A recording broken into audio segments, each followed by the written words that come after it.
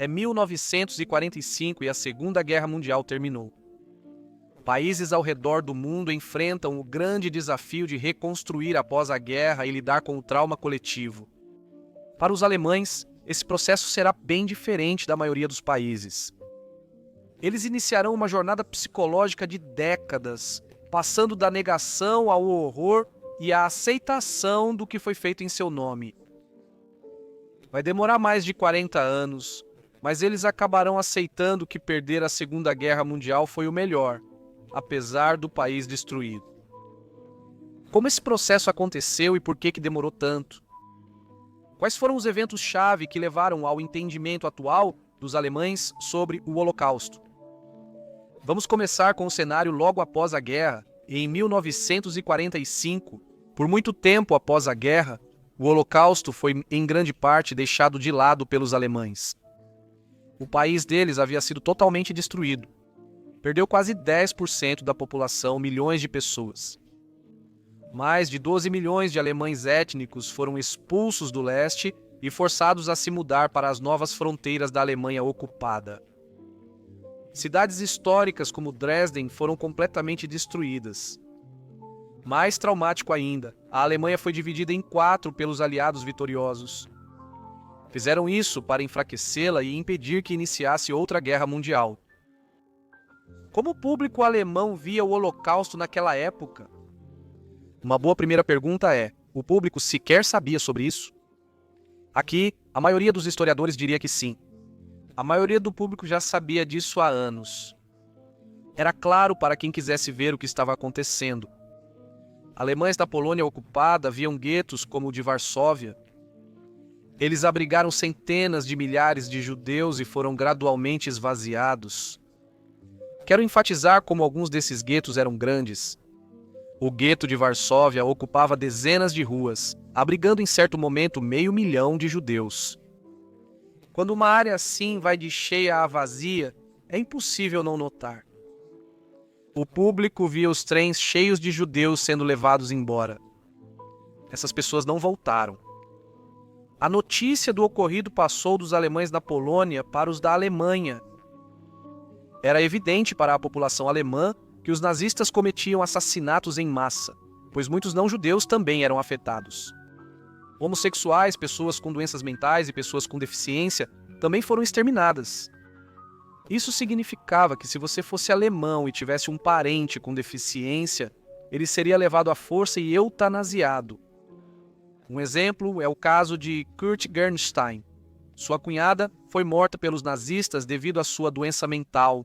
Ele então se dedicou a descobrir mais sobre o Holocausto e até entrou para a SS para ver com seus próprios olhos o que estava acontecendo. Ele tentou impedir, tentando sabotar a entrega de gás letal para os campos de extermínio. Também tentou conscientizar sobre o que estava acontecendo, contando para o maior número possível de alemães e informando outras nações. Apesar de conhecerem o Holocausto, muitos alemães mantiveram visões pró-nazistas e antissemitas por anos após a guerra. Os Estados Unidos fizeram pesquisas com resultados surpreendentes. Um ano após a guerra, 1/3 dos alemães disse que os judeus não deveriam ter os mesmos direitos que os outros cidadãos. Aproximadamente o mesmo número disse que o extermínio dos judeus era necessário para a segurança da Alemanha. Mais da metade dos alemães achava que o nazismo tinha sido uma boa ideia, mas mal aplicado.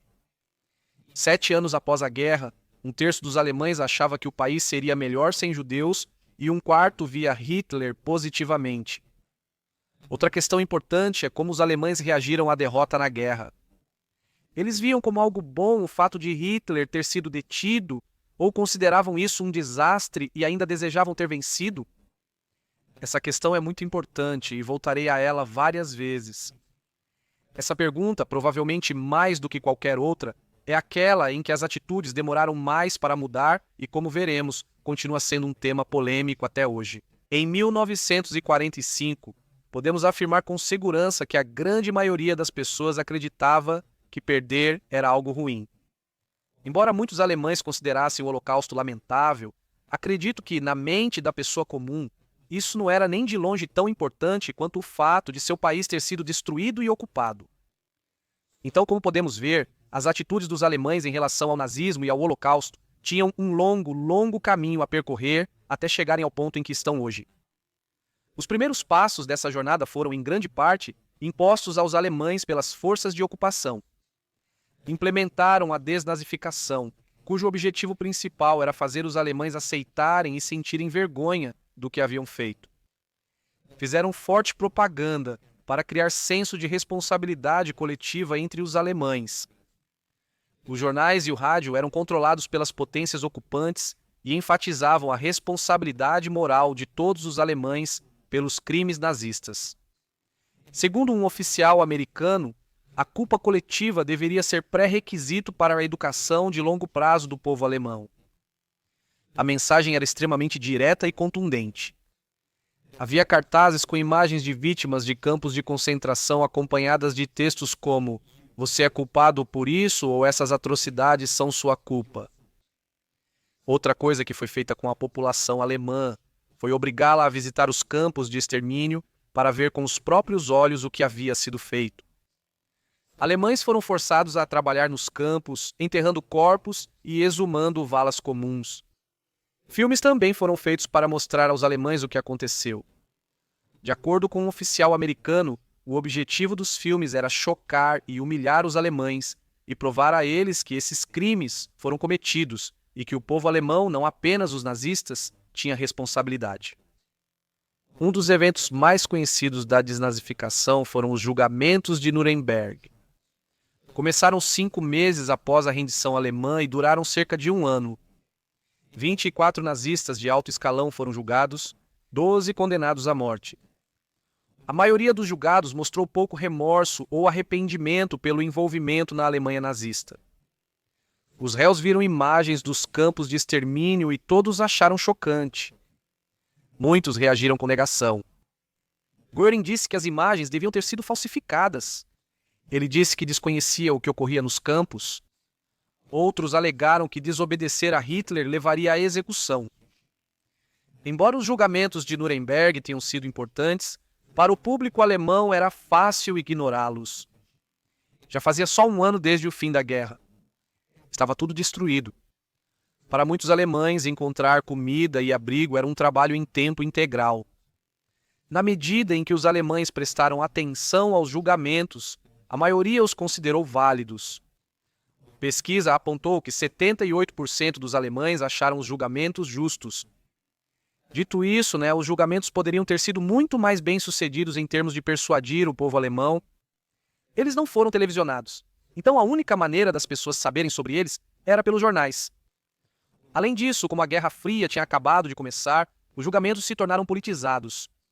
Na Alemanha Oriental, sob o controle dos soviéticos, as autoridades queriam enfatizar a importância das atrocidades cometidas contra os russos na Segunda Guerra Mundial e minimizar aquelas contra os judeus. Na Alemanha Ocidental, aconteceu o contrário. Os Estados Unidos estavam preocupados em manter a Alemanha Ocidental aliada, evitando que se aproximasse da União Soviética. Isso significava que os Estados Unidos eram reticentes em fazer qualquer coisa que pudesse ofender o povo da Alemanha Ocidental. Então, não pressionaram tanto pelos julgamentos quanto poderiam ter feito. Apesar da boa reação inicial do público aos julgamentos, isso mudou com o tempo. Aos poucos, passaram a considerá-los menos legítimos. Elas consideravam isso justiça dos vencedores e rejeitavam a culpa coletiva imposta. 4 anos depois dos julgamentos, o apoio caiu para 38%, enquanto 30% consideravam-nos injustos. Em outras pesquisas, as atitudes continuaram sendo desafiadoras. Em 1951, só 5% dos alemães ocidentais relataram culpa pelos judeus. 1 em 5 alemães acreditava que judeus eram parcialmente responsáveis pelo que lhes aconteceu. Dito isso, 29% acreditavam que a Alemanha deveria dar compensação às vítimas do Holocausto. Isso realmente aconteceu. Em 1953, a Alemanha Ocidental concordou em pagar reparações. Apenas as vítimas diretas eram elegíveis, excluindo filhos e netos. Como muitos alemães ainda não simpatizavam com os judeus, não é surpresa que as reparações tenham sido controversas e muitos políticos tenham votado contra. Para as vítimas, Obter o dinheiro era muito difícil, exigindo uma longa luta, às vezes por décadas. Muitos nunca recuperaram casas e negócios confiscados pelos nazistas. Acho que isso mostra como, apesar de todos os esforços de desnazificação, as atitudes mudaram lentamente. Estamos falando de judeus que apenas 2 décadas antes eram donos de uma casa, tiveram-na confiscada pelos nazistas e ainda não conseguiam recuperá-la. Nos anos seguintes, a opinião pública na Alemanha continuou estável, misturando desafio e negação. Com a Alemanha destruída e dividida, era fácil para as pessoas deixarem o Holocausto de lado e pensarem em outras coisas. O próximo grande evento ocorreu em 1961. Foi o julgamento de Adolf Eichmann.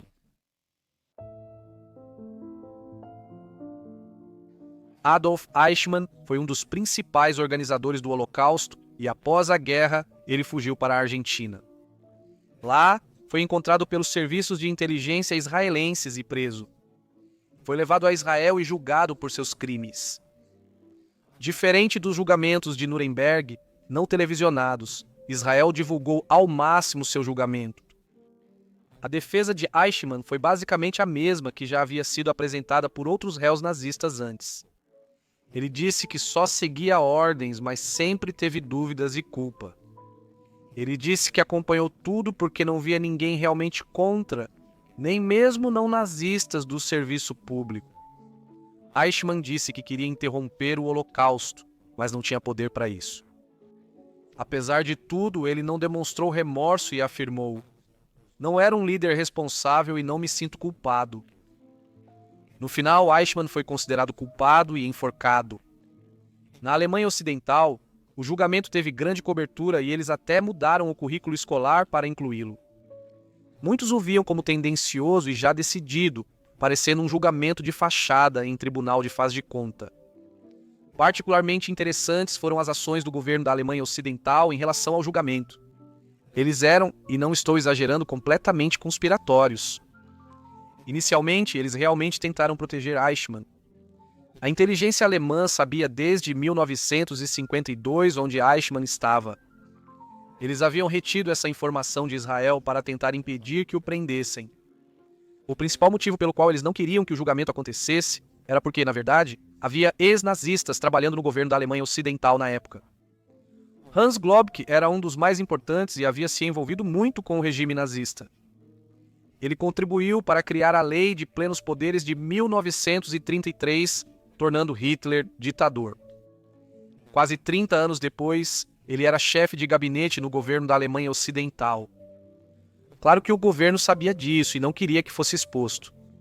A CIA dos Estados Unidos da América sabia do passado de Globke e queria mantê-lo em segredo. Se descobrissem que um ex-nazista relevante ainda atuava no governo da Alemanha Ocidental, ficaria evidente que a desnazificação não foi tão eficaz. O julgamento de Adolf Eichmann destacaria o passado de Globke, por isso o governo da Alemanha Ocidental não queria que ocorresse. Do ponto de vista deles, a reputação internacional da Alemanha estava em jogo. Segundo o ministro das Relações Exteriores, após esse julgamento horrível, teremos que nos afastar desses crimes. Como pode ver, essas não são palavras de um governo disposto a enfrentar seu passado nazista. No final, os israelenses conseguiram localizar Eichmann por conta própria e o sequestraram de volta para Israel. Mas as ações sórdidas do governo da Alemanha Ocidental não pararam aí. Mesmo com o julgamento em andamento, ainda tentavam manipular o processo. Serviços de inteligência alemães contrataram um jornalista para influenciar um julgamento em Israel. Ele precisava manter o foco em Eichmann e evitar destacar outros ex-nazistas, como Globke, chefe de gabinete. O jornalista forneceu aos promotores israelenses informações que faziam Globke parecer inocente. Ele invadiu um quarto de hotel e roubou provas. No fim, os alemães ocidentais mantiveram o julgamento em Eichmann sem revelar o passado do chefe de gabinete. Uma coisa que o julgamento de Eichmann fez foi aumentar dramaticamente o número de julgamentos semelhantes na própria Alemanha Ocidental. O julgamento de Eichmann foi em 1961 e depois ocorreram outros julgamentos importantes na Alemanha. Eles geralmente se concentravam em um campo de extermínio específico. Por exemplo, houve um em 1963 para nazistas que haviam trabalhado no campo de extermínio de Auschwitz. Foi o maior e mais abrangente julgamento que aconteceria na Alemanha. Durou 2 anos e 22 homens foram julgados. A maioria foi considerada culpada e recebeu penas de prisão, geralmente de poucos anos.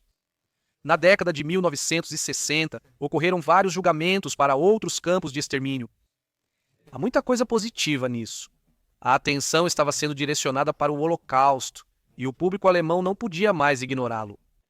No entanto, nem tudo era tão bom assim. Grande parte do público era hostil aos julgamentos. Na década de 1960, metade do público da Alemanha Ocidental era contra novos julgamentos. Das que conheciam o julgamento de Auschwitz, só metade aprovava. Achavam que os julgamentos prejudicavam a imagem da Alemanha internacionalmente. Eles também queriam que tudo isso ficasse no passado. Considerando que tantas pessoas estiveram envolvidas na máquina de genocídio nazista, muitos alemães provavelmente achavam que os julgamentos iam continuar para sempre, que nunca iam acabar. Muitos defendiam anistia aos nazistas. O início dos anos 1960 também foi a época em que os primeiros livros realmente significativos sobre o Holocausto começaram a aparecer. O primeiro foi o extenso livro de Raoul Hilberg, A Destruição dos Judeus Europeus. Com mais de 1000 páginas, foi o primeiro grande estudo sobre o Holocausto e ainda é muito relevante. Livros sobre a Segunda Guerra Mundial raramente citavam o Holocausto e, quando citavam, era só como mais uma atrocidade da guerra. Este foi o primeiro livro a dar ao Holocausto a devida atenção. Provavelmente é o livro mais importante já escrito sobre o Holocausto. Ele trouxe grande atenção ao tema e gerou vários debates. No entanto, embora tudo isso seja muito bom, devo acrescentar que foi uma grande luta para conseguir publicá-lo. Várias editoras recusaram, inclusive nos Estados Unidos. Acabou sendo publicado em 1961, mas mesmo assim apenas em inglês. Não foi traduzido para o alemão por 21 anos. No começo dos anos 70, o Holocausto já era bastante discutido na Alemanha. Porém, muitos aspectos da psique ainda negam e estão distantes do que são atualmente. Muitos acreditavam que o ocorrido deveria ser esquecido, pois não só os nazistas cometeram crimes de guerra, mas também outros. Na época, muitos achavam lamentável a Alemanha ter perdido a Segunda Guerra e preferiam que ela tivesse vencido. Agora vou comentar o que talvez tenha sido o maior evento na mudança da mentalidade alemã. Foi uma série de televisão lançada em 1978 chamada O Holocausto.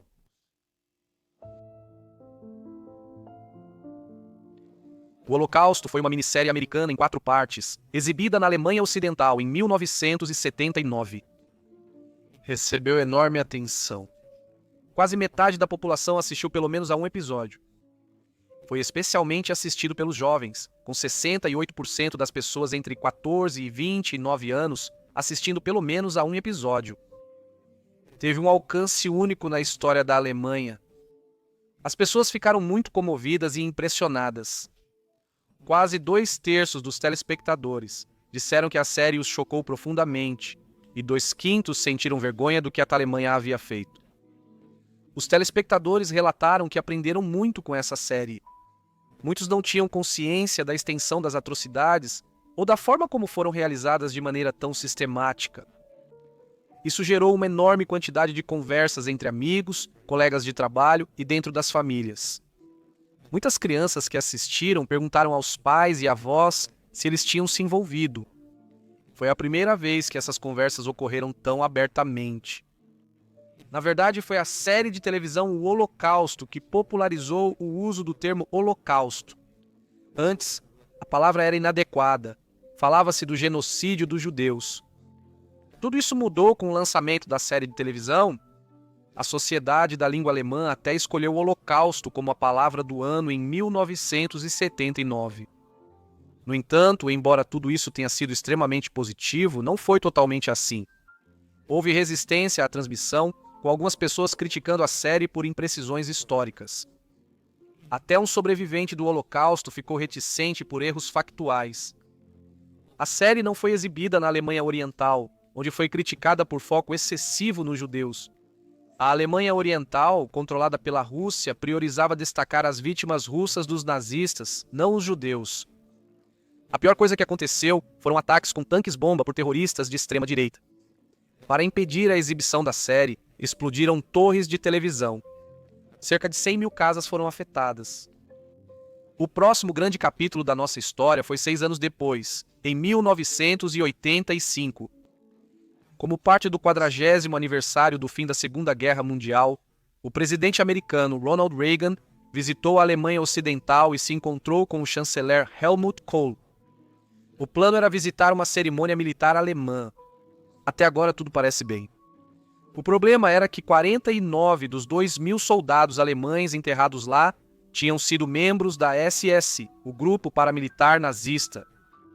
A visita planejada causou muita indignação nos Estados Unidos, especialmente nas comunidades judaicas. Funcionários do governo e celebridades protestaram contra a visita planejada. 53 senadores e 257 deputados assinaram cartas tentando impedir que ela acontecesse. A indignação levou a uma mudança de planos de última hora.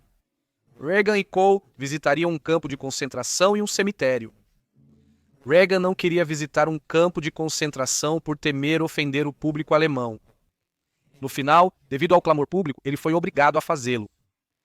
Reagan defendeu-se, dizendo que a maioria dos túmulos no cemitério era de soldados alemães comuns, não nazistas. Ele disse que eram vítimas do nazismo como os dos campos de concentração. Acho interessante que muitas pessoas na Alemanha não entenderam todo esse alvoroço. Muitos achavam normal Reagan visitar o cemitério com homens da SS.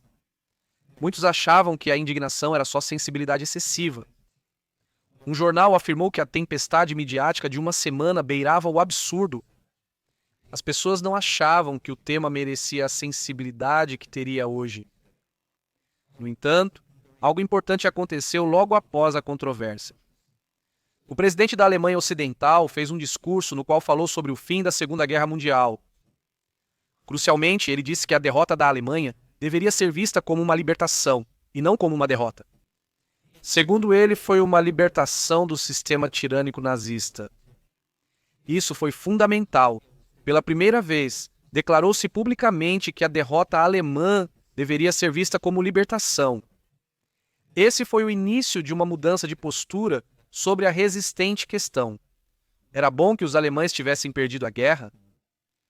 Esse discurso e a polêmica anterior com o presidente dos Estados Unidos da América iniciaram um debate entre intelectuais alemães que duraria anos.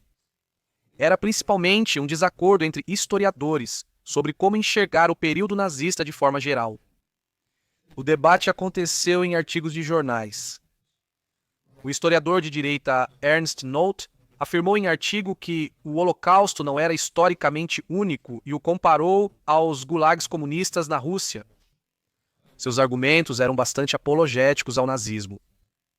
Diversos historiadores e intelectuais de esquerda publicaram respostas. O filósofo alemão Habermas afirmou que Noth buscava limpar o passado nazista e que o Holocausto não era comparável aos gulags. No ano seguinte, dezenas de artigos foram publicados em jornais entrando no debate. No final, nenhum dos lados venceu claramente o debate, mas isso fez com que uma enorme atenção fosse direcionada ao Holocausto. Isso levou as pessoas a ouvirem o Holocausto ser discutido intelectualmente. Quase todos os grandes intelectuais alemães participaram do debate e muitos leram os artigos. O fim dos anos 1980 foi, sem dúvida, o maior momento recente da Alemanha, a reunificação. Sobre o Holocausto, um grande desafio foi unificar as duas narrativas distintas. A Alemanha Ocidental não completou a desnazificação, mas criou uma democracia estável. Já o povo da Alemanha Oriental enfrentou propaganda antinazista bem mais intensa por décadas. A narrativa apresentada era que o fascismo resultou de uma crise do capitalismo e deveria ser resolvido com o comunismo. A mídia sobre o Holocausto continuou sendo bem recebida na Alemanha. Em 1994, o filme A Lista de Schindler foi lançado e bem recebido. não teve um impacto como o da série nos anos 70, mas confrontou os espectadores com imagens realistas do extermínio dos judeus. 1995 marcou um evento extremamente significativo, o 50º aniversário do fim da Segunda Guerra Mundial. A mensagem do governo foi mais conciliatória do que nunca. Em aniversários anteriores, tentaram comparar o Holocausto a outros crimes de guerra, mas não ocorreu desta vez. O governo voltou a chamar a derrota da Alemanha nazista de libertação, não de derrota. A vitória dos aliados passava a ser vista positivamente. A virada do milênio marcou a inauguração do primeiro memorial público do Holocausto em Berlim. Houve alguma resistência a isso. O prefeito de Berlim se opôs e não foi à inauguração. Ele argumentou que era grande demais e seria alvo de vandalismo. Alguns criticaram o memorial por homenagear só as vítimas judias do Holocausto, apesar de haver outras. Hoje, o legado do Holocausto ainda causa controvérsias. A dúvida persistente é se perder em 1945 foi bom para a Alemanha. O público alemão ficou mais conservador nos últimos anos. Em 2015, pesquisa mostrou que a maioria dos alemães via a vitória dos aliados como libertação do nazismo. Só 9% dos alemães viam a Segunda Guerra como derrota, mas esse número aumentou.